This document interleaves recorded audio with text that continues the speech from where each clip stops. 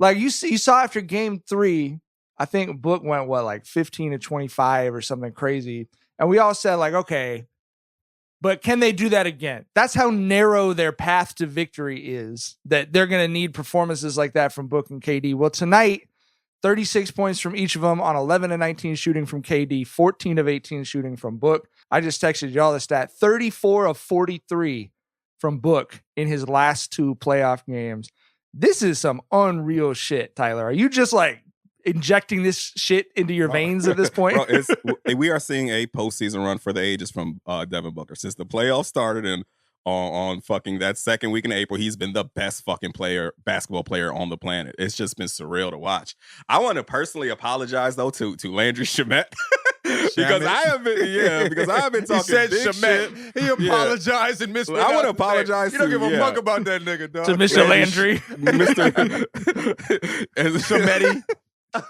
Yeah, grimy as his friends called him. I want to just say, because bro, he was someone who I called out by name, and I didn't have anything against the dude. I was just like, bro, you just got Booker and KD and Landry Shamet's going to be the reinforcements off the bench, and that motherfucker was amazing tonight. Like they don't win this game without that fourth quarter from him. He had 3 straight back to back, had 4 threes that whole quarter. He caused Jokic to cough it up on that jump ball, that Phoenix one that pretty much locked the game up. Like they do not win this motherfucker without Landry. So I have been wrong as fuck about how the Suns have been going about this series. Like I said, Booker and KD and Landry Shamet ain't gonna fucking do it for you, but right.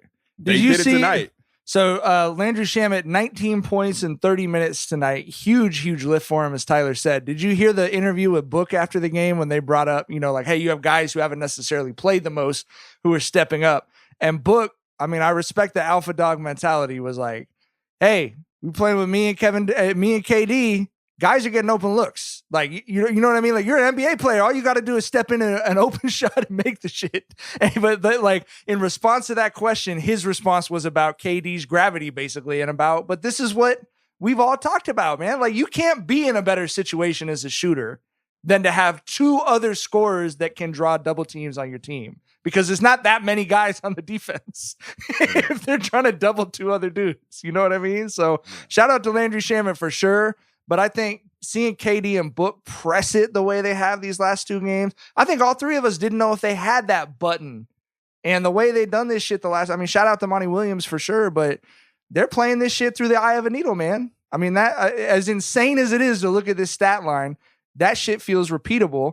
And they spoil a 53, 11, and 4 game from Jokic. 20 of 30, Joe Murray, 13 of 25 for 28 points. Like, the Nuggets didn't play bad. The Suns just found a superhuman level of basketball that they might be able to repeat 2 more times in this series. I don't know.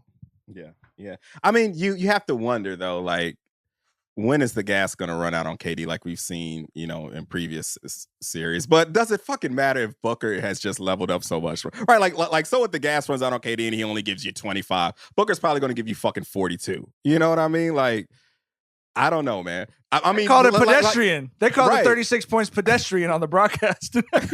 Right. I mean, it's what we said from the start of this of the fucking playoffs. We are going to have to evaluate this team on the fly because they played 8 games together. We do not know, exactly, some games you just see the flaws just so loud, and it's like, bro, they're going to get ran out the gym this series. And then you get back-to-back games like this, and then it's like, okay, well, I don't know what the fuck to make out of this team again. They got Monty Williams. They got a head coach that can help them figure things out. You lose Chris Paul, and he makes a coaching adjustment. Okay, we got Campaign in there. We're going to pick up the pace.